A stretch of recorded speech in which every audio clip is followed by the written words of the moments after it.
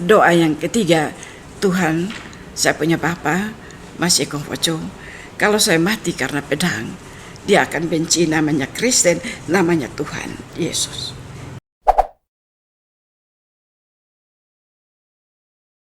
Shalom, selamat jumpa kembali bersama saya Daud Salaluji dalam acara Jejak Langkahmu Adalah Teladan Bagi Kami. Acara ini adalah acara yang mengupas tuntas tentang pengalaman sejumlah pendeta dalam pelayanan mereka dan berbagai hal yang telah dialami oleh para pendeta, tetapi mereka kuat, mereka kokoh dan bisa menyelesaikan tugas mereka sampai dengan akhirnya. Dan sore hari ini telah hadir di studio bersama saya Pendeta Emeritus Yakobet Kisak Nuban SDA. Selamat sore Mama. Selamat sore. Apa kabar Mama? Baik-baik. Ya, terima kasih. Sehat ya Mama ya? Sehat. Dan hari ini kita akan berbincang-bincang dengan Mama Pendeta Kisak Nuban tentang sejumlah pengalaman pelayanan yang telah dilalui oleh Mama Pendeta sepanjang pelayanannya menjadi pendeta di Gereja Masehi Injili di Timur. Mama, kalau boleh tahu Mama jadi pendeta dari tahun berapa namanya? Saya tamat dari sekolah teologi itu tahun 1974. 1974. Di sekolah teologi Tarus ya, 1974. Dan setelah itu di Vikaris ya? Vikaris di Gereja Obobo. Di Gereja Niel Obobo, ya. 1 tahun lebih atau 2 tahun jadi vikaris? Iya, 1 tahun. 1 tahun ya. Dan kemudian ditabiskan menjadi pendeta. Setelah jadi pendeta ditempatkan pertama kali di mana? Waktu itu karena suami istri pendeta, jadi ini kami berdua sama-sama di Kapan. Pentabisan juga di Kapan. Oh, jadi pentabisan di Kapan. Di Kapan. Walaupun vikarisnya di Obobo. Iya, pentabisan di Kapan karena waktu itu Pak sudah mendahului pendeta di Molo Utara. Di Molo Utara. Mau pendeta ya. Kalau boleh tahu Mama, setelah Mama ditabiskan di Molo Utara, artinya di Kapan itu satu jemaat dengan Bapak atau pisahnya? Kami tidak diangkat pada waktu itu karena kami berdua pendeta, jadi karena waktu itu ditinjau dari ini kondisi jemaat tidak bisa membiayai, jadi saya katakan pada suami saya tidak perlu mendapat gaji, tetapi saya ingin untuk melayani. Jadi Bapak kan dapat pendeta wilayah tuh, 7 mata jemaat. Jadi kami dua sama-sama melayani. Ya.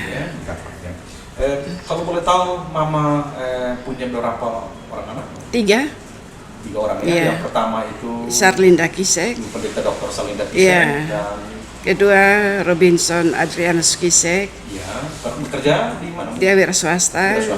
Dia seorang arsitek. Yang ketiga itu Susanti Elizabeth Kisek. Ya. Bekerja juga dia di salah satu bank di Kupang. Oh iya, bekerja ya. Jadi 3 orang ini ya. Jadi pengalaman Mama untuk menjadi seorang pendeta sambil mengurus ya 3 orang anak dan melayani mengurus rumah tangga itu menurut Mama seperti apa ini? Ya, itu saya bisa melaluinya dengan baik karena ada pembantu. Ada yang membantu. Ya, ada yang membantu. Apalagi di pendeta jemaat itu selalu ada saja jemaat yang datang membantu. Ya, Mama setelah dari Kapan? Dari Kapan lalu kemudian pindah ke mana lagi Mama? Jadi mulai Mama menjadi pendeta yang tetap diangkat selain yang pertama waktu di Kapan itu kan bersama-sama dengan Bapak. Tapi kemudian Mama menjadi pendeta yang di SKK dan ditempatkan satu jemaat khusus itu mulai dari mana? Oh, pada waktu itu ini teman kami pendeta Yahya Lukusa. Ya, Bapak Lukusa. Pendeta Lukusa. Ya. Ya, itu dia sebenarnya harus mutasi ke Dompo. Nah, karena istrinya tidak bisa tinggalkan NTT, Dompo itu kan termasuk NTB ya. Ya, PP 10 waktu itu. Jadi dia stres ya. Pak pendeta ini stres sampai dia tidak bisa dia sudah berpenampilan yang karena kondisi dia tidak bisa jalani tugas sebagai pendeta karena istrinya guru tidak bisa pindah. Jadi dibiarkan begitu saja. Akhirnya kami lihat teman Jadi saya usul karena saya juga tidak tahan dingin di Kapan, jadi saya usul sama suami kalau bisa kita ganti dia, kita saja yang ke sana biar dia bisa ini melayani. Oh iya. Ya, jadi kami pergi ke sana. Oh, jadi Bapak dan Mama yang ganti ke Dompu Ganti ke Dompu. NTB ya, wilayah NTB, ya. Nusa Tenggara Barat. Iya. Nusa Tenggara Barat. Itu tahun berapa Mama itu pindah ke sana? Itu kita pindah ke sana itu tahun 80. 80 ya. Tahun 80. Tahun 1980. Iya. Mama bisa ceritakan sedikit. Saya pernah dengar bahwa selama waktu Mama pendeta di Dompu itu ada banyak hal yang luar biasa yang dialami oleh Mama sebagai seorang pendeta. Bahkan saya pernah dengar juga ada tantangan yang luar biasa. Mama pernah mau dibunuh. Saya pernah dengar itu. Dan mungkin mau cerita sedikit, itu pengalaman yang luar biasa, pengalaman iman yang tidak semua orang bisa alami seperti itu. Dan ini sangat memotivasi banyak orang bahwa ternyata menjadi seorang pelayan Tuhan itu tantangannya tidak sedikit, bahkan mau dibunuh sekalipun. Ya, Mama bisa cerita sedikit pengalaman itu. Waktu itu kami sudah tiba di Dompu dan saya juga heran karena itu ternyata di Sumbawa itu ada, ya Sumbawa itu kan ada 3 kabupaten toh, 3 ini apa nih provinsi toh. Nah kami di ini apa Sumbawa Tengahnya itu. Jadi apa kabupatennya pada waktu itu masih kabupaten. Kabupaten. Ya kabupaten. Karena dia provinsi Nusa Tenggara Barat. Nusa Tenggara Barat. Ya. Jadi Bima, Kabupaten Bima, Dompu dan Sumbawa Besar. 3 kabupaten ya. 3 kabupaten. Jadi kami memang pergi ke tempat yang baru. Pada waktu itu kan informasi tentang Sumbawa itu kan minim sekali. Minim sekali. Apalagi kami di gunung ya. Nah, jadi waktu sampai di sana saya heran, kami baru tahu bahwa kami ini ternyata pendeta ke-12 yang menerima yang mau ke Dompu. Jadi saya heran kenapa sampai kami ini ke-12, orang ke-12. Ternyata sampai di sana baru kami tahu bahwa ini penginjil situ di sana tidak ada pendetanya dari Bima. Dari Bima. Jadi penginjil situ baru 3 bulan yang lalu dipentung, dibunuh ya dalam perjalanan ke ini Donggo, Ngerakopa, satu desa kecil. Ini penduduknya asli di sana, tapi mereka orang Kristen, sekristen. Jadi kami ke sana. Memang banyak tantangan, pergumulan yang dahsyat yang saya tidak pernah berpikir ya terjadi di sana. Tapi yang paling dahsyat yang ini satu ini. Jadi waktu itu tahun 80 pas bulan puasa.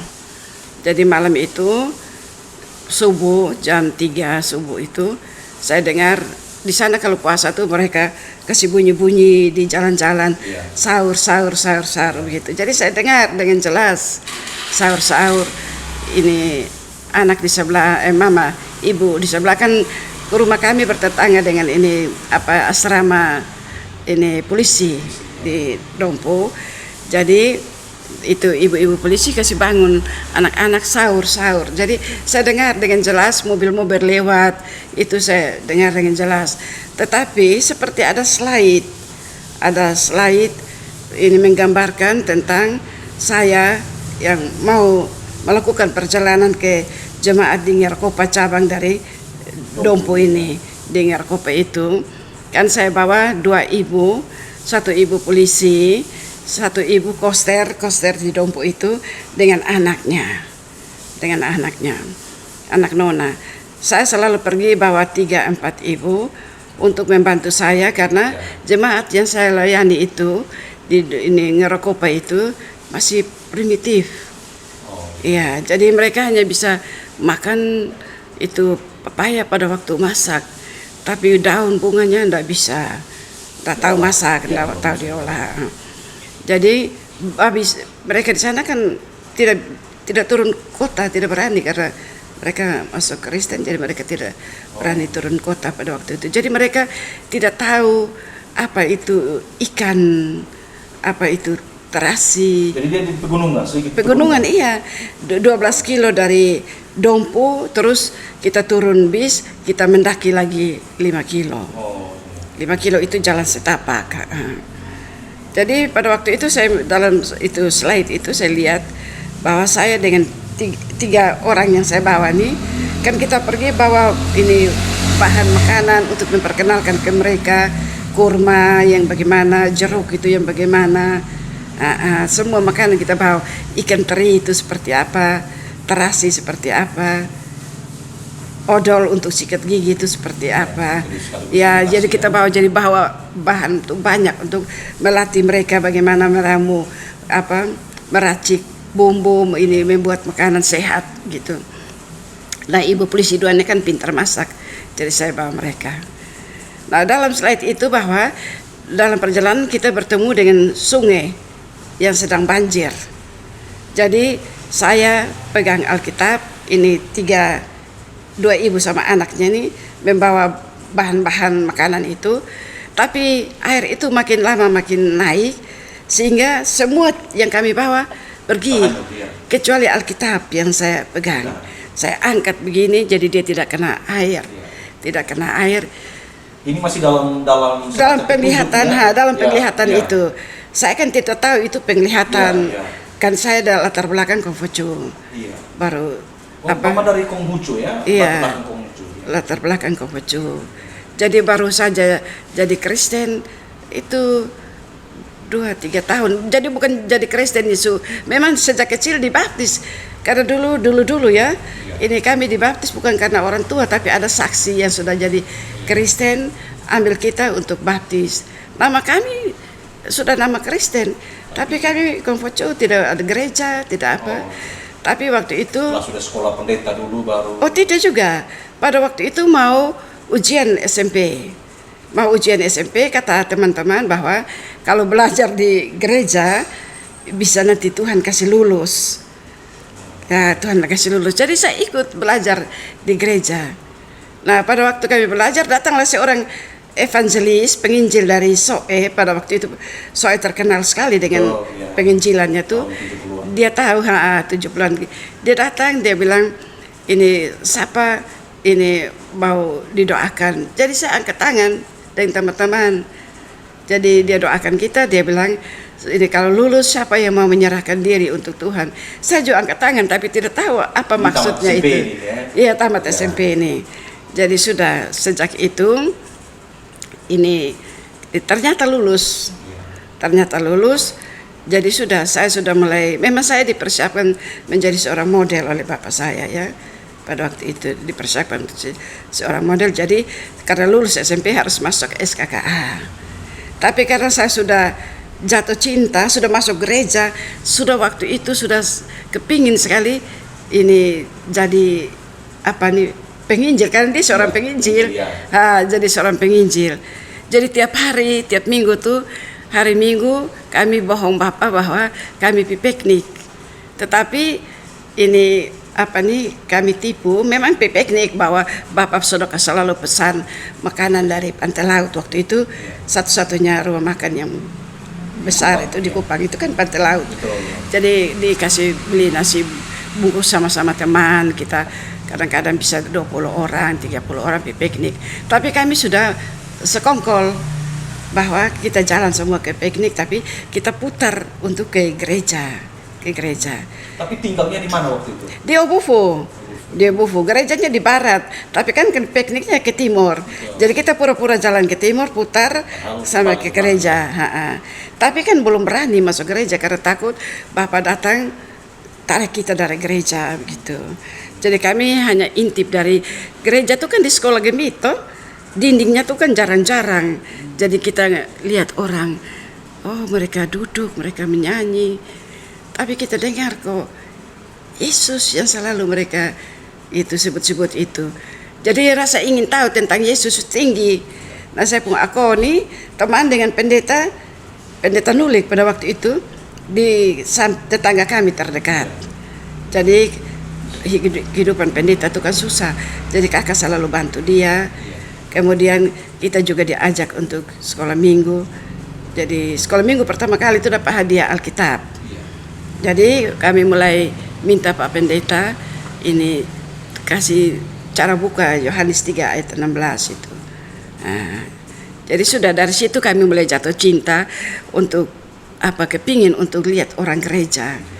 Nah, sejak itu Ibu Nulik, dia pendeta wanita kedua setelah Ibu Raja Haba. Dia baru habis saja tabis, dia pimpin di Obufu. Jadi saya lihat dia tuh, saya kagum sekali. Aduh, pendeta kok perempuan bisa berpakaian seperti ini, seperti ini. Ya, seorang hakim ya. Jadi saya mulai tertarik. Jadi saya berdiri sampai lihat dia naik mimbar, sampai amin, saya tidak beranjak dari lubang yang saya lihat itu. Saat itu keinginan untuk menjadi seorang model pupus. Dan saya ingin menjadi model seperti itu. Pendeta Nulik itu. Ini latar belakangnya sampai dari seorang pendeta itu merasa kagum dengan tampilan. Selama ini hanya tahu pendeta laki-laki. Tapi baru pertama kali saya melihat pendeta wanita yang cantik lagi, modis lagi, anggun dengan pakaian itu. Saya tertarik sekali. Mulai saat itu ada pembukaan. Dulu tidak ada pembukaan tiap tahun pendeta. 2-3 tahun baru sekali. Pada waktu itu tepat ada pembukaan. Tapi yang masuk itu tamatan SMA yang sudah pegawai. Tapi kita yang ini masih SMP katanya bisa, karena peminat untuk jadi pendeta kurang waktu itu. Jadi saya ikut. Ini Pak Pendeta Mulik ini dia dorong saya untuk ikut. Jadi saya ikut. Waktu itu kan kami soal finansial tidak ada masalah.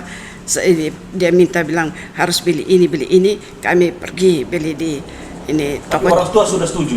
Tidak, ini sembunyi ya. Jadi orang tua tanya bahwa memang saya sudah daftar di SKKA. Tapi kita tutup semua.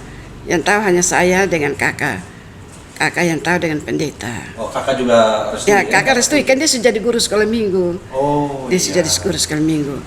Jadi waktu itu daftar, tes saya juara 2, juara 1-nya Sakaneno, pendeta Sakaneno. Angkatan waktu itu ya? Iya, satu angkatan. Sudah saya ini lulus dengan baik pada waktu itu karena saya kuasai Alkitab semua, cerita Alkitab saya kuasai. Jadi saya lulus ini dengan baik. Tapi waktu itu saya diolok-olok teman, Cina satu nih salah masuk ini. Dia salah masuk. Dia tidak tahu kalau ini nih akan jadi pendeta. Kok dia masih kafir begitu? Saya belum CD juga, belum tahu apa itu CD. Tapi saya lulus tes ini. Terus saya dipanggil oleh rektor dengan beberapa dosen ke kamar. Ada masalah apa? Jangan sampai karena saya masih Kongfucu tidak layak jadi pendeta. Tapi waktu saya masuk, mereka wawancarai saya, Nona ini secara pengetahuan bagus sekali. Tapi kami lihat Nona ini selama beberapa hari ini pendiam sekali karena minder. Minder karena mereka belum tahu ini tentang Kristen itu. Terus saya ada di situ. Nah, ditambah lagi ada yang bilang dia salah masuk. Dia kira ini Tapekong punya. Begitu. Jadi saya itu jadi minder, dan memang saya pemalu sekali karena memang didikan orang tua tidak boleh bergaul toh. Jadi kami di dalam rumah saja. Jadi saya memang pendiam. Dan setelah itu mereka hanya minta jadi pendeta, suara itu yang paling penting dan harus senyum. Karena saya nih minder, jadi tidak bisa senyum begitu. Jadi sudah hanya tiap hari saya pulang, saya mulai menyanyi di kamar mandi, kasih suara besar-besar begitu. Jadi dong heran kok sekarang ini menyanyi mau jadi apa, penyanyi kah? Tidak, saya suka kah? Di sekolah kan maju menyanyi, teman-teman suaranya besar, saya kecil. Begitu. Nah, akhirnya selanjutnya sudah tes lulus. Jadi saya dengan kakak ini ke nenek. Karena wanita tidak ada masuk asrama, tinggal di luar. Kami ke nenek minta bahwa ini Nona, saya dipanggil Nona di rumah. Nona sudah lulus ini masuk teologia, jadi minta nenek yang pergi omong dengan Bapak. Nah, bahwa sebenarnya dia tidak ke SKKA. Nenek ini sudah Kristen? Nenek orang Kristen, Nuban, nah Nuban yang di Nolbaki itu, semua itu. Nah, jadi salah satu nenek yang saya akan tinggal dengan dia yang omong dengan Bapak. Jadi Bapak kaget juga. Pendeta, kau tahu, pendeta itu pergi gereja. Kamu pun Tuhan Yesus turun uang dari langit untuk kamu dapat di gereja. Nah, tapi nenek itu juga Tuhan pakai. MP saya, Bapak punya kakak juga bilang, biar sudah itu pilihan dia. Jadi sudah akhirnya saya sekolah pendeta. Jadi sampai tamat ya? Sampai tamat. Ya. Menikah dengan Pak Pendeta. Nah, jadi pengalaman untuk jadi pendeta sendiri sesuatu yang perjalanan yang sudah mulai dapat tantangan dan sebagainya. Ya. Nah, kembali ke Dompu tadi, Mama. Jadi pengalaman Mama itu waktu ketika dalam visi Tuhan yang Tuhan kasih ya, walaupun belum terlalu mengerti tentang itu, tapi setelah Mama mengalami itu seperti yang ditunjukkan Tuhan sebelumnya. Ya, jadi pada waktu ini penglihatan yang saya lihat itu bahwa banjir sudah bawa semua, tapi yang tinggal Alkitab. Tapi air sudah naik sampai di atas. Jadi saya kasih tinggi ini tangan supaya Alkitab yang basah. Tapi mau ke tepian begini, kaget. Kita sudah lewat ini banjir besar, tapi mau ke tepian begini ada banyak laki-laki berpedang di tepian tepi sungai itu. Banyak sekali. Jadi saya bilang, aduh, kita mau ini dapat pertolongan dari mana? Mau lari kembali tapi air sudah semakin tinggi di belakang. Jadi saya angkat muka ke langit, aduh dari mana datang pertolongan. Tiba-tiba di balik ini laki-laki yang berpedang ini ada bukit, satu bapak besar sekali pakai pakaian putih, dia ulurkan tangan, ambil kita empat ini dari air. Nah, sudah itu Pak Kisek ada putar kopi, ini sendoknya kena ini gelas itu bunyi, saya kaget. Jadi saya tanya dia, Pak, kamu kan orang Kristen dari dulu.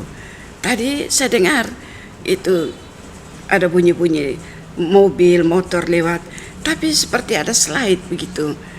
Terus dia langsung spontan bilang begini, itu memang ini penglihatan, tapi juga itu suatu tanda bahwa tidak boleh pergi. Dia bilang tidak boleh pergi. Tapi saya menganalisa penglihatan tadi, kok beda dengan pemahaman saya.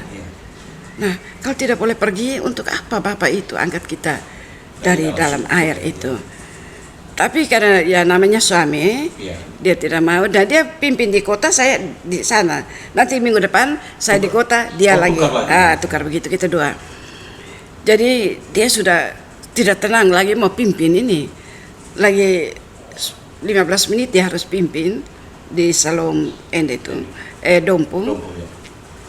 Jadi saya lihat dia tidak tenang. Saya juga, aduh, kok lagi 10 menit dia naik mimbar, tapi dia kok tidak tenang, dengan dia ragu-ragu saya mau nanti jalan. Jadi kita dua masih sedikit berdebat. Loh, kok ending dari penglihatan itu seperti ini? Kenapa ini ragu? Seperti itu dia punya jawaban untuk saya. Jadi dia bilang, kamu kan baru jadi Kristen, jadi dengar saya. Jadi saya pikir, wih susah makin dekat dia naik mimbar tuh, lagi 5 menit. Untuk supaya tenang, saya ganti pakaian, pakai daster. Dia lihat saya pakai daster, dia rasa aman, dia pergi. Dia pergi, itu 3 ibu sudah ada di belakang. Jadi tidak dengar kita berdua percakapan. Ada di belakang, saya suruh tunggu di belakang karena saya sudah takut, saya mau pergi. Tapi kalau sampai mereka dengar percakapan kita, pasti batal. Jadi sudah dia naik, sudah launching 3 kali, sudah naik, sudah mulai hormat bagi Allah Bapa, kami lari sudah. Nah, waktunya berbeda ya, waktunya di sini sudah mulai masuk, tapi di sana belum. Kok habis kita 12 jam lagi, 12 kilo lagi dengan bis, baru mendaki 5 kilo lagi, jalan kaki 5 kilo lagi. Jadi kami sampai di ini apa nih, ini stasiun. Jadi Bapak masuk naik mimbar, Mama dengan Iya, dengan Ibu langsung berangkat tiga menuju ke stasiun, ya? ke stasiun. Di sana stasiun bis toh. Iya. Di sana ini kami sampai ke sana. Semua penuh, ini bis penuh. Akhirnya kami tunggu lagi dari ini Kempo, datang juga penuh. Saya mulai timbang-timbang, apa ini seperti tanda awas tidak usah pergi. Tapi ada ini apa, waktu saya mulai berpikir tentang kata-kata suami saya juga berperang dengan diri saya sendiri, bahwa kalau saya tidak pergi, saya duduk atau berdiri juga mati. Saya ada rasa seperti itu, bahwa hari ini saya akan mati kalau sampai saya tidak pergi. Jadi saya mulai ini apa nih, merasa bahwa kalau memang hari ini saya mati, lebih saya mati dalam pelayanan.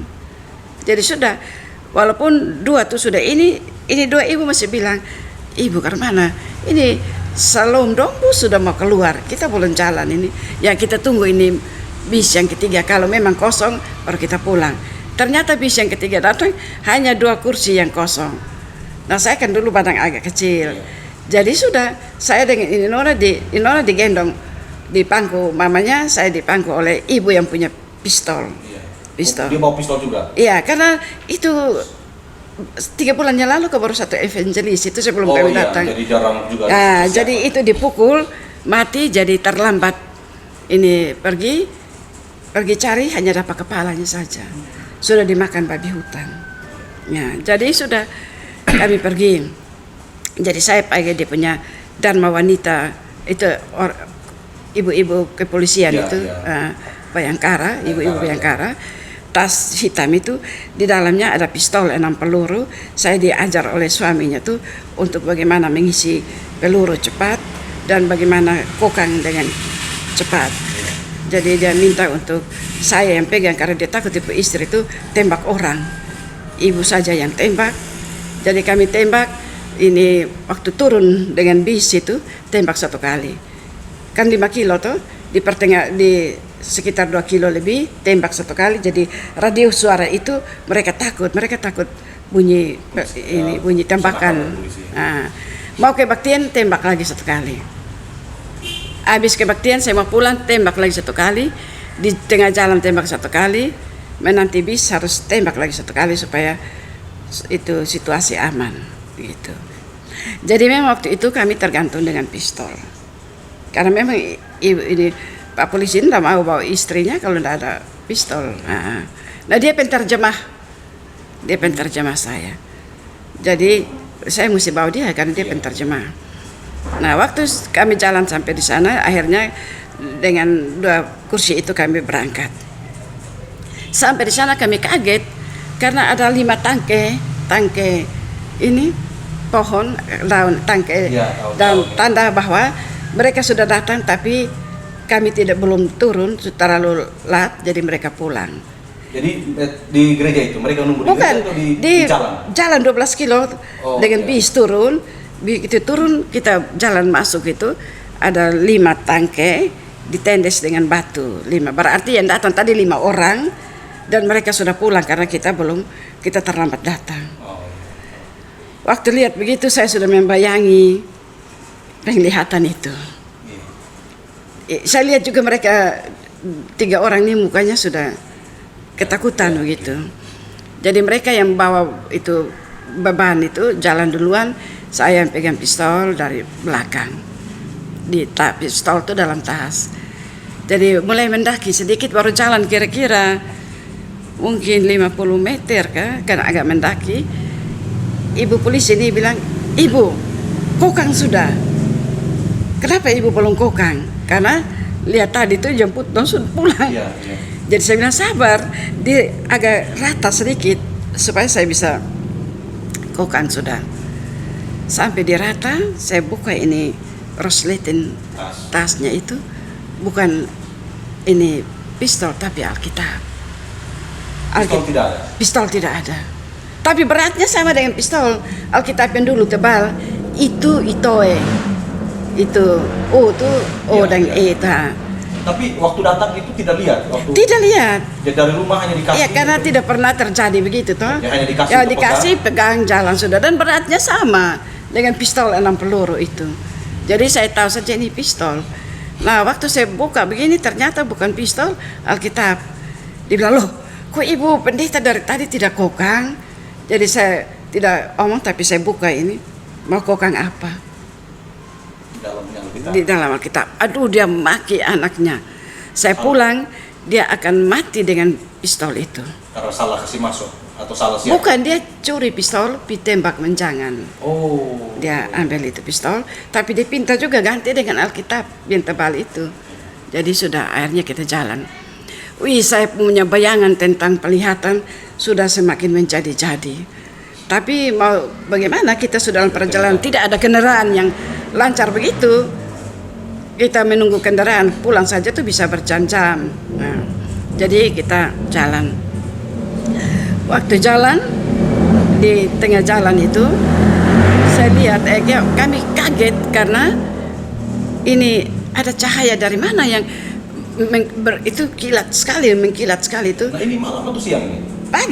Pagi jam, sebenarnya kami harus sampai di sana tuh jam 8 begitu, tapi ini sudah jam 9. Matahari sudah cukup tinggi. Tapi ini cahaya ini dari mana kami cari? Ternyata dari pedang mereka. Oh, karena silo matahari. Iya. Ini dia pantulan matahari itu. Jadi itu cahaya tuh kemana-mana. Nah, bukan 1-2 pedang, 12 pedang. Jadi kami jalan setapak tuh, di sini pagar, di sini pagar. Jadi kami harus jalan dari tengah. Nah, mereka ada berjejer 6 orang. 6 orang di kanan, 6 orang di kiri. Dengan posisi ini kaki kiri ini di pagar, ya. Ini tangan kiri juga di belakang, tangan kanan ini pedang. Jadi pedang yang barisan kiri dan barisan kanan begini, silang. Nah, mereka punya pedang itu kan seperti jalurit itu yang panjang dan ujungnya itu jadi tinggal tarik begini saja, leher putus. Sabit ya kayak sabit itu. Waduh, lihat begini. Kita ini 2 ibu dan anak ini sudah kencing. Takut ini sampai kencing. Tapi waktu itu saya lihat, saya kaget dan memang terus tidak ada pikiran apa, tahu bahwa kita akan mati. Jadi karena saya posisi dari belakang, saya bilang mereka begini, jangan lari. Kalau kita lari juga perkedel, maju juga kita mati. Tapi kalau kamu tidak lari dan kita ikut saya saja yang dibunuh. Kamu ini tidak dibunuh. Karena yang dibunuh itu evangelis juga tuh. Jadi mendengar itu mereka bilang begini, kalau begitu ibu yang di depan.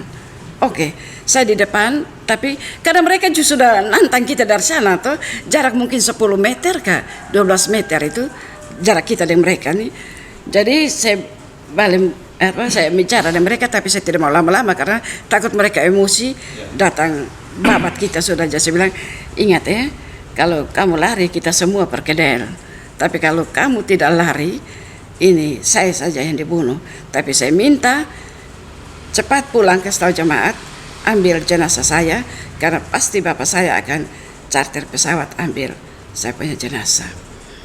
Nah, setelah itu mereka bilang iya, kita ikut ibu. Jadi saya jalan waktu saya kan cuma berapa menit saja. Jalan saya lihat begitu, saya masih lihat Tuhan sebuah air mata jatuh. Angkat hati. Ya, saya bilang, Tuhan, saya tidak percaya jadi pendeta seperti ini. Saya ingat bapak saya larang. Kenapa saya harus hadapi ini? Tetapi Roh Kudus saya bekerja, dia bilang, tapi saya omong lagi, tapi Tuhan, memang ini jalan saya. Tuhan tolong supaya saya tahu bahwa saat ini sebentar lagi, beberapa menit lagi saya ada dengan Tuhan di Firdaus, Taman Firdaus. Jadi pada waktu kita jalan masih sekitar 9 atau 8 meter, saya doa pertama, Pak, Tuhan kasih kekuatan dia karena dia tidak izinkan saya datang. Tuhan, anak saya yang bungsu baru 2 tahun, Tuhan hadirkan seorang wanita yang punya cinta kasih seperti saya untuk merawat dan membesarkan mereka. Itu doa pertama. Doa yang pertama itu kan saya mengeluh kenapa jadi pendeta harus seperti ini. Jadi akhirnya saya menenangkan diri bahwa tidak perlu saya sesali karena hidup saya cuma beberapa menit saja. Jadi sudah, mungkin bukan menit lah, detik. Doa yang ketiga, Tuhan, saya punya Bapa masih Kongpoco. Kalau saya mati karena pedang, dia akan benci namanya Kristen, namanya Tuhan Yesus. Dia akan benci dan dia tidak akan jadi Kristen. Tuhan, kalau Tuhan saya harus mati seperti ini, apakah Bapak saya juga harus ada di neraka? Saya minta Tuhan, jadikan Bapak saya penyamun di sebelah kanan. Itu doa saya yang terakhir. Jadi doa saya yang terakhir begitu. Terus saya bilang ini apa nih? Sudah semakin dekat seperti dengan dua Bapak ini. Saya bilang, Tuhan, jangan tubuh saya, jangan saya mati karena pedang itu. Tuhan, jangan saya mati karena pedang, tubuh saya jangan kena pedang Tuhan. Nanti Bapak saya benci Kristen dan Bapak saya tidak akan percaya Tuhan lagi. Tapi hidup ini, napas ini buatan Tuhan. Tuhan, ulur kapun tangan sekarang ini, ambil napas saya supaya saya jangan kena pedang itu. Biar mereka lihat saya sudah mati dan mereka tidak ini bunuh saya lagi. Dah saya doa begitu, Pak. Datanglah tangan ini 10 jari besar, tutup saya muka semua. Jadi melihat ini 10 jari, tangan 10 jari datang, mau saya minta datang ambil napas saya tuh, ambil saya buang buang diri di tangan ini.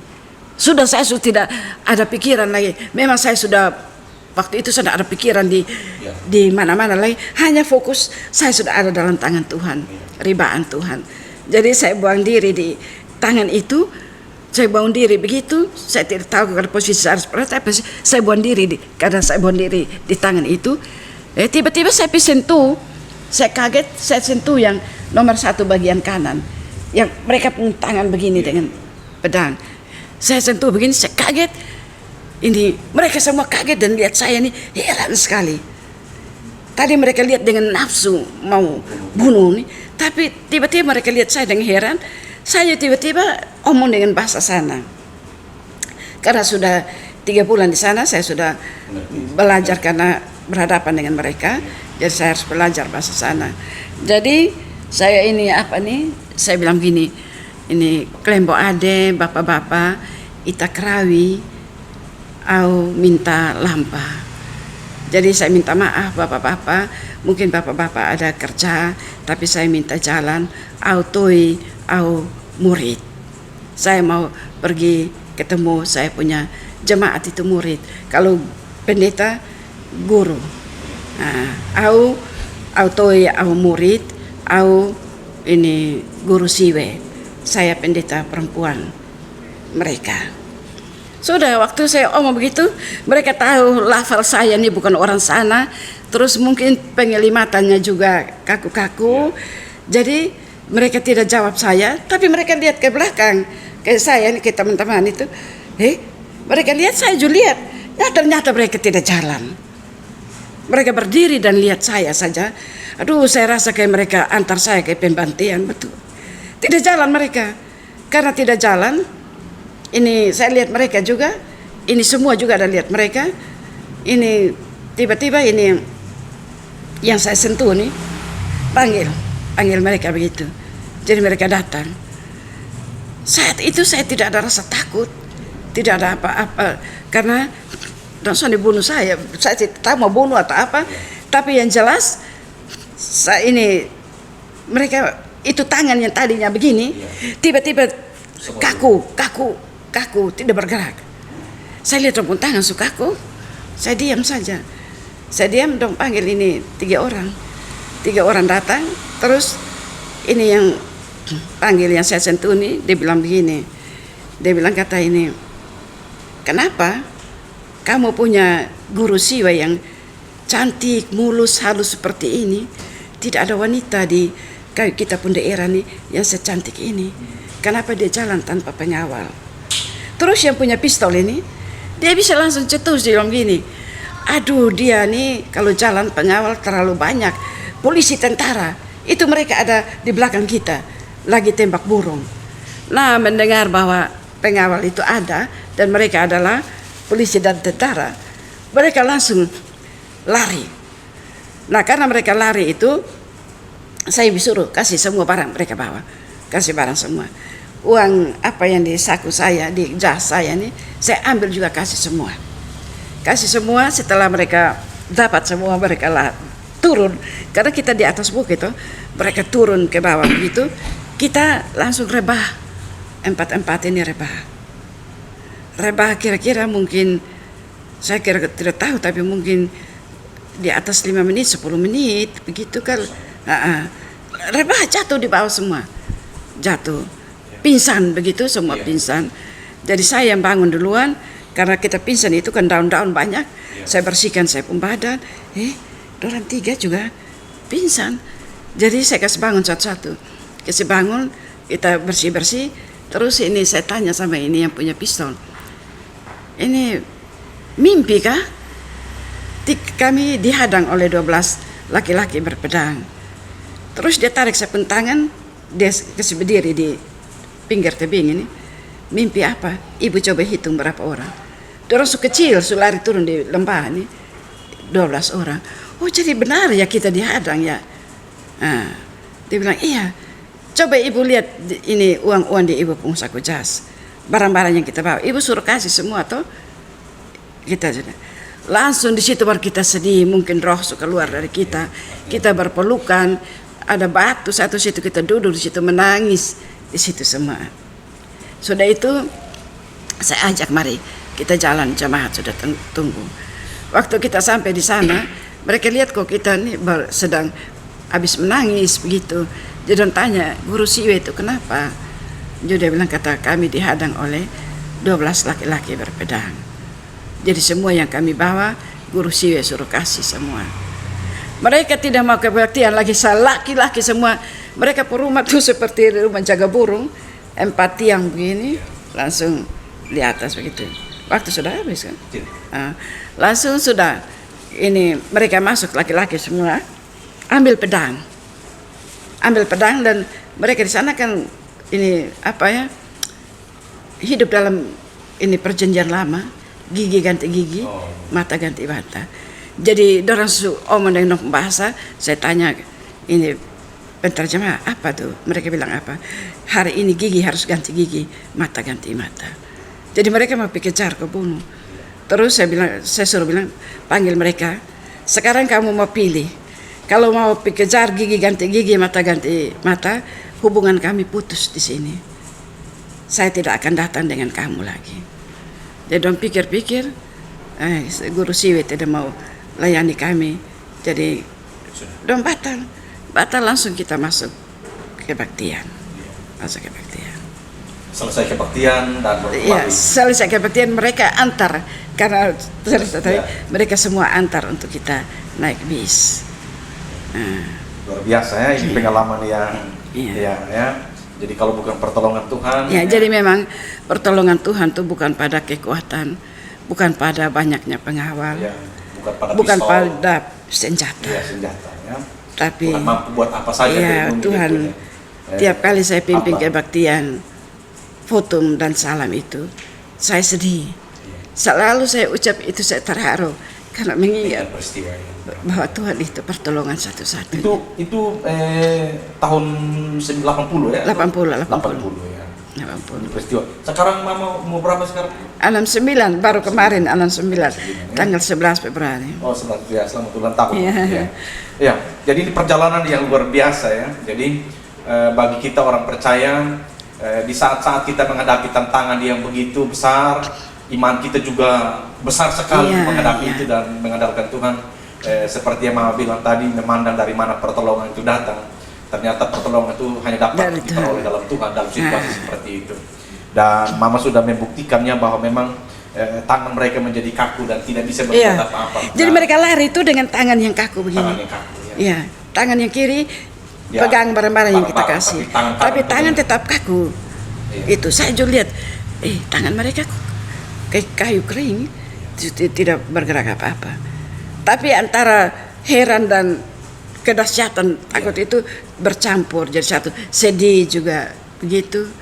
Dan memang di sini setelah itu saya betul-betul merasakan bahwa Tuhan tidak keliru ya, memanggil kita untuk melanjutkan pekerjaannya. Nah, apa reaksi Bapak waktu pulang sampai di Dia tidak bisa bicara karena waktu kami masih di jalan berita itu sudah sampai lewat ini.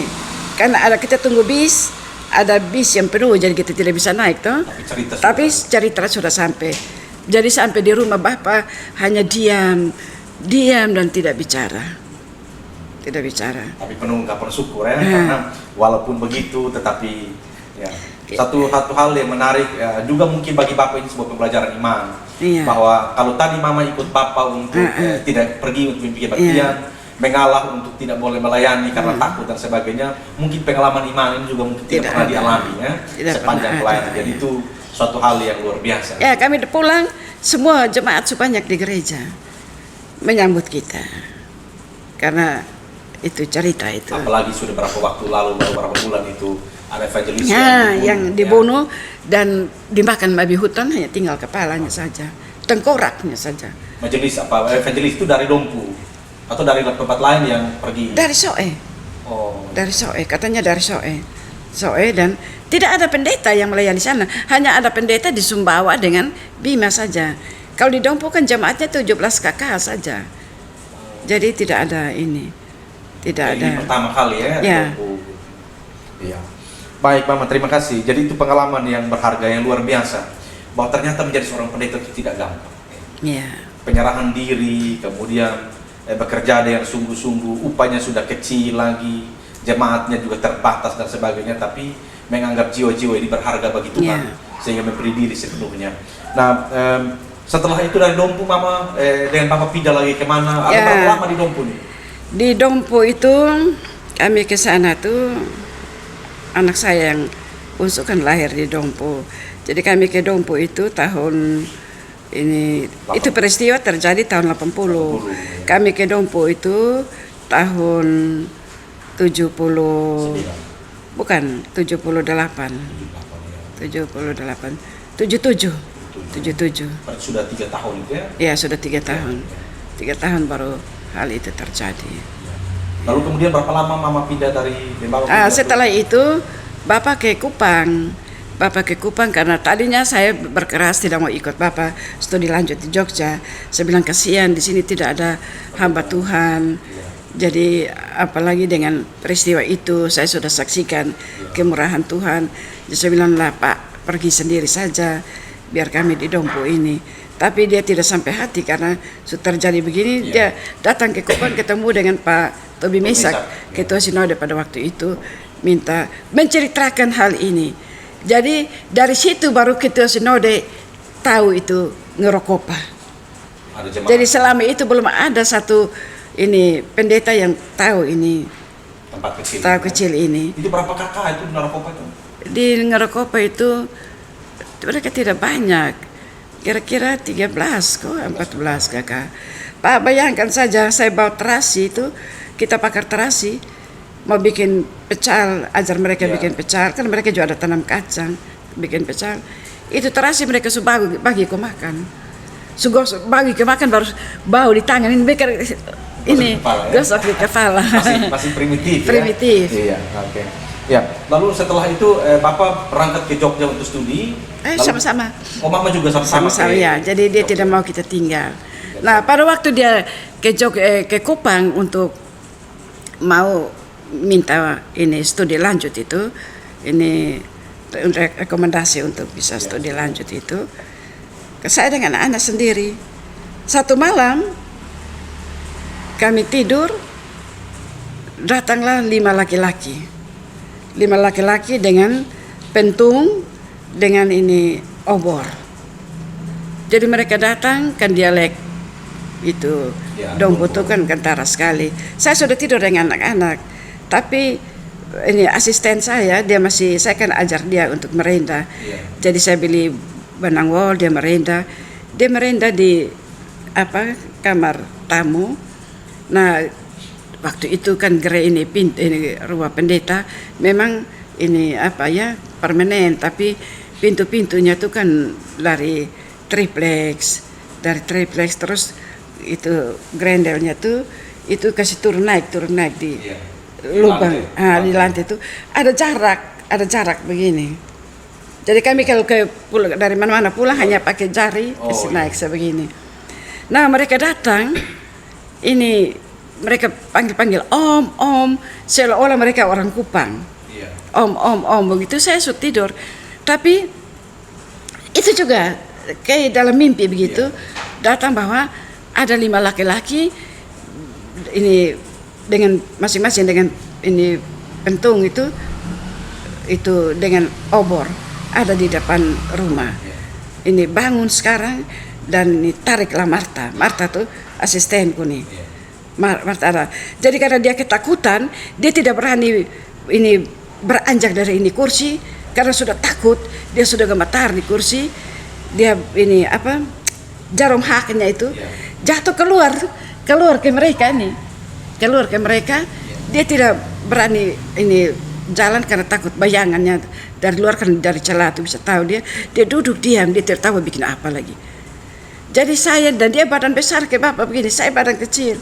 Saya pergi langsung saya ambil dia, saya angkat dia banting di tempat tidur. Dia lihat saya begini, dia heran. Ibu kecil begini kok bisa angkat saya banting di tempat tidur. Dan pada waktu banting kakinya juga sudah kayak lumpuh begitu. Saya banting tuh kakinya sudah tidak bisa turun lagi. Jadi sudah itu orang-orang tuh panggil-panggil di depan. Padahal kalau mereka dorong saya pintu sudah terbuka. Tapi panggil-panggil tidak ada yang buka. Akhirnya mereka ini mau bakar rumah juga tinggi. Dia tinggi kan dengan gereja tinggi, seng tidak bisa mereka bakar toh. Jadi mereka bakar kita pun tanaman-tanaman ini begini banyak di luar tuh bakar. Terus habis itu obornya itu kan sudah habis minyak mungkin dorong buang di situ. Dan itu pentung 5 obor 5 pentung. Jadi pada waktu pagi-pagi saya bangun, ini pembantu ini ada duduk cuci beras. Jadi saya bilang dia, loh kok cuci beras pakai duduk? Gini, kenapa bisa duduk? Dia bilang, kok tadi malam ini ibu banting saya di tempat tidur. Hah? Masa kau besar begini saya banting kau di tempat tidur? Dia bilang, ibu coba angkat saya berdiri. Saya jalan tidak bisa. Jadi saya duduk cuci beras ini. Jadi saya bilang kata, ini kenapa? Dia bilang kata tadi malam kan ada 5 laki-laki panggil om, buka pintu om, buka pintu. Jadi saya kaget, ibu lihat di depan, saya pun jarum hak jatuh sampai terlempar ke mereka. Tapi mereka panggil om, terus mungkin mereka Tuhan tidak kasih mereka penglihatan lihat itu jarum jatuh ke situ. Jadi ini mereka ini sudah ibu angkat saya, banting di saya pun tempat tidur, terus mereka pulang. Ini coba ibu lihat di depan ada 5 pentung kayu panjang, 5 pentung dengan ini 5 obor, betul ada. Lalu kemudian artinya peristiwa itu setelah itu baru dikasih tahu kepada jemaat. Iya, tapi jemaat juga memahami karena setelah kami di sana tuh beberapa kali mau dibakar gereja tuh. Memang pada waktu itu situasi kurang nyaman, begitu. Jadi pernah ada juga yang begitu. Tapi bupati kan rumah bupati kan di depan kami. Dia kasih penjagaan di bupati, penjagaan di kami juga. Jadi tambah dengan peristiwa ini Pak tidak mau saya tinggal. Jadi kami sama-sama ke Jogja. Ya. Nanti setelah selesai dari Jogja, kalau tidak salah saya pernah ingat Papa di gereja Pasir Panjang, pernah. Oh, Papa yang di Pasir Panjang. Setelah dari Jogja bukan ke Kupang, ke Ende. Oh, Papa ke Ende dulu. Ya. Papa ketua klasis di Flores. Papa ketua klasis di Flores. Mama juga di Flores sama. Nah, setelah di Flores baru saya diangkat. Karena jemaatnya bisa memberikannya. Jadi selama 8 tahun saya hanya melayani. Tapi saya happy sekali karena itu kerinduan saya untuk menjadi modelnya Yesus sudah terwujud itu. Ya, luar biasa Mama. Jadi kemudian baru datang di Kupang ya. Mama pensiun itu di jemaat mana terakhir? Agape. Pensiun di jemaat Agape Iya. tahun Sebenarnya saya pensiun itu tahun 2010, tapi masih tambah 3 tahun lagi ya. 2010 ya, tapi Iya. kemudian masih tambah 2013. Iya, jadi sampai 2013. Mama, selain dari pengalaman yang tadi begitu luar biasa ya dengan Tuhan, penyertaan Tuhan, pembelaan Tuhan terhadap Mama, ada peristiwa yang mungkin menurut Mama paling menyenangkan selama menjadi seorang pendeta? Ya, peristiwa yang paling menyenangkan itu ya karena saya punya saya kan etnis Chinese ya. Ya. Jadi saya pada waktu sampai di mana nih, di Ende, saya kaget karena cuma satu keluarga yang Kristen di situ. Yang orang Ya dia bendahara. Iya. Dia seorang bendahara di gereja Shalom Ende. Iya. Jadi saya tanya dia, Ci, kita pun orang-orang belum masuk Kristen kok. Dia bilang belum. Ini dorong masih Kongfucu. Jadi masih Kongfucu. Terus ini saya bilang, tapi mereka kebanyakan ada juga yang sudah Kristen tapi lebih memilih masuk Katolik. Oh, iya. Karena di Katolik masih melakukan sembahyang arwah Ya, atau betul, jadi betul. sama dengan di Kongfucu begitu. Jadi sampai di sana saya mulai pelayanan. Memang bukan kami pendeta pertama di Ende ya, tapi ini sampai di sana karena saya merasa itu bagian saya. Ya. Kenapa mereka masih belum kenal Kristus? Nah, ibadat rumah tangga tuh jam 8 malam dulu, tutup toko dulu. Nah, pendeta di sana, saya pun pas saja dia tidak mau. Dia bilang itu waktu mau tidur pelayanan. Jadi saya bilang yang penting kau kasih saya, jangan larang saya untuk melayani sepung kaum, saya bilang. Jadi saya pelayanan mereka. Jadi 25 keluarga bertobat. Jadi ada anak saya bertobat, mereka punya anak juga bertobat dengan suami bertobat. Jadi semua 25 kakak. Tapi mereka masih warga negara asing. Masih warga negara asing. Oh, jadi mereka masih warga Cina ya? Iya, jadi bagaimana saya mau kasih mereka nikah, mau baptis mereka, tapi ini nikah kan mesti warga negara Indonesia toh. Baptis mungkin. Baptis mungkin, tapi nikah tidak bisa. Sedangkan yang mau menikah ini 25 kakak. Jadi pada waktu itu saya ajak mereka datang di gereja, jadi saya pembinaan mereka datang gereja, terus ini kita mulai ini berdoa, karena sudah ini pengumuman itu waktu itu mereka sudah itu terima Kristus dan siap untuk dibaptis, CD dan nikah. Kami mulai urus proses. Katanya mereka juga sudah pernah urus tapi tidak keluar-keluar, tidak keluar-keluar. Akhirnya pada waktu itu Pak Kepani, Pak Herman Yohanes Yohanes Pak Kepani jadi bupati. Jadi pada waktu itu Pak ketemu mereka untuk bagaimana ada 25 ini WNA nih mau masuk ini warga negara, tapi mereka juga mau baptis, CD dan nikah. Jadi bisa proses. Jadi kita berdoa panggil nama 3 kali, 2 kali di gereja. Minggu depan ini panggil yang ketiga, tapi ini kewargaan ini belum juga datang. Nah, nikahnya itu hari Jumat.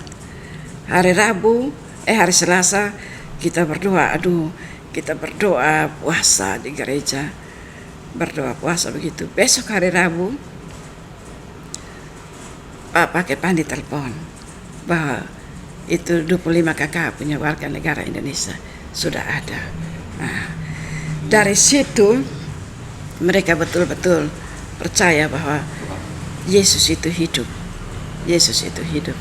Apa yang mereka lakukan dengan bayar uang yang banyak untuk warga negara Indonesia tidak bisa, tapi dengan doa semua. Jadi itu bagi Mama sesuatu yang menyenangkan. Iya, menyenangkan. Menyenangkan dan ada rasa sukacita karena Tuhan mampu lakukan perkara-perkara ajaib yang dalam kacamata manusia hanya bisa dilakukan dengan orang yang dengan uang, dilakukan dengan finansial yang kuat, tapi ternyata itu tidak bisa menjamin, dan suatu kebahagiaan tersendiri bagi Mama bahwa hanya dengan doa Tuhan buka jalan dan ada banyak perkara yang secara manusia tidak mungkin, tapi Iya. mungkin bagi Tuhan. Ya, Mama mungkin yang terakhir ini,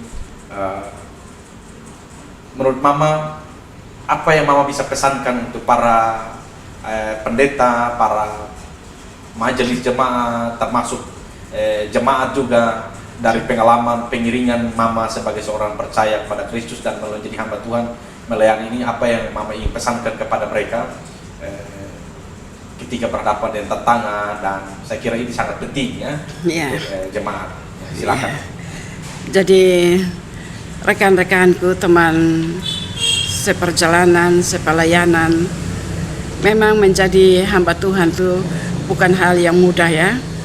Tetapi kalau kita ingat janji Tuhan bahwa kamu adalah garam dan terang dunia. Tuhan tidak bilang saya harapkan kalau saya datang saya bisa ini melihat kamu menjadi garam dan terang dunia. Tuhan juga tidak katakan moga-moga kamu menjadi terang dunia, tapi Tuhan katakan kamu adalah garam dan terang dunia. Jadi dalam situasi apapun juga yang Tuhan minta daripada kita, konsisten dengan panggilanmu. Komitmen kita tidak boleh bergeser. Setiap saat secara pribadi kita harus mempertajam komitmen kita. Yang Tuhan minta daripada kita ialah tadi saya katakan, konsisten itu. Lakukanlah apa yang bisa Anda lakukan. Selebihnya itu adalah pekerjaan Tuhan. Dan jangan lupa Tuhan katakan, aku menyertai engkau sampai pada akhir zaman. Penyertaan Tuhan tidak terbatas di saat kita mengalami kesulitan, tetapi dalam segala saat, dalam segala waktu dan tempat, kasih dan penyertaan Tuhan tidak pernah berubah. Tidak pernah berubah. Karena itu lakukanlah, jalanilah panggilanmu itu dengan hati yang gembira. Baik Mama, terima kasih. Jadi pemirsa, saya kira hari ini sesuatu yang luar biasa yang kita peroleh dari Mama Pendeta Yakobet Kisah Nuban STH, dan Mama juga sudah menjadikan seorang putri yang sulung menjadi seorang pendeta, menggantikan Mama dan Papa terus bekerja untuk melayani. Dan pesan Mama untuk para pendeta, para gembala yang sementara ditugaskan untuk menggembalakan kawanan domba Tuhan, tetap konsisten dengan pekerjaan, komitmen dengan janji, komitmen yang telah dibangun dengan Tuhan, janji yang telah dibangun dengan Tuhan tetap dipegang. Dan jangan lupa bahwa ada bagian-bagian yang tidak bisa dikerjakan oleh kita. Lakukan saja apa yang bisa kita kerjakan, dan yakinlah selebihnya itu urusan Tuhan. Tuhan yang akan melipat gandakan, Tuhan yang akan memberkati, Tuhan yang akan melakukan apa yang terbaik menurut Tuhan, bukan menurut kehendak kita. Dan karena itu saya kira pesan Mama hari ini luar biasa untuk kita semua, sebagai orang percaya, untuk para pendeta, para majelis, dan juga kita sebagai jemaat, belajar dari waktu ke waktu untuk komit dengan apa yang telah kita lakukan untuk Tuhan, dan pegang janji itu. Tuhan telah mempercayakan kita untuk melakukan tugas besar. Semua kita. Silakan Mama, masih ada. Satu hal lagi, jadi dari ibu dua itu sudah meninggal. Ibu dua yang ada di Dompu Yang itu sudah meninggal, yang saya bawa itu sudah meninggal. Tapi anaknya sekarang kawin dengan pendeta Yunus Mapin di Amrasi Timur. Yunus Mapin, istrinya itu Ibu Tini. Itu yang sama-sama dengan saya dalam perjalanan. Jadi pada waktu 2 tahun lalu ada emeritus ini Ratu Edo, kan emeritusnya di mana di Amrasi ya, di Brain ya, Serain. Ya. Saya ikut, kami angkatan ini 74 dari ini Tarus itu, kami ikut bawa pujian karena dia keluarga dengan pendeta siapa nih, Tobias Bani, istrinya kan Ratu Edo toh. Ya. Ratu Edo. Jadi sana ketemu dengan pendeta Yunus Mapin di Lemak. Kami sudah berencana untuk reuni pendeta-pendeta di Dompu. Harus datang. Ini saya bilang, oh kalau begitu pertemuannya di rumah saya saja. Nginap juga di rumah saya boleh, yang dari Dompu itu. Saya bilang. Jadi Ya. semua yang pernah melayani Dompu Ya, mau reuni. ya. Jadi tapi belum jadi sampai sekarang ini. masih target program. Ya. Jadi luar biasa ya. Iya. Ibu itu punya kisah pengalaman karena bersama-sama Mama, Iya. mengalami tantangan yang luar biasa dan menjadi catatan sejarah dalam hidup bagaimana Tuhan menyertai dia, Tuhan juga memberkati sehingga saat ini kemudian dia menjadi seorang Istri dari pendeta. seorang pendeta ya. Dan saya kira pemirsa juga sudah mendengar apa yang telah disampaikan oleh Mama Pendeta.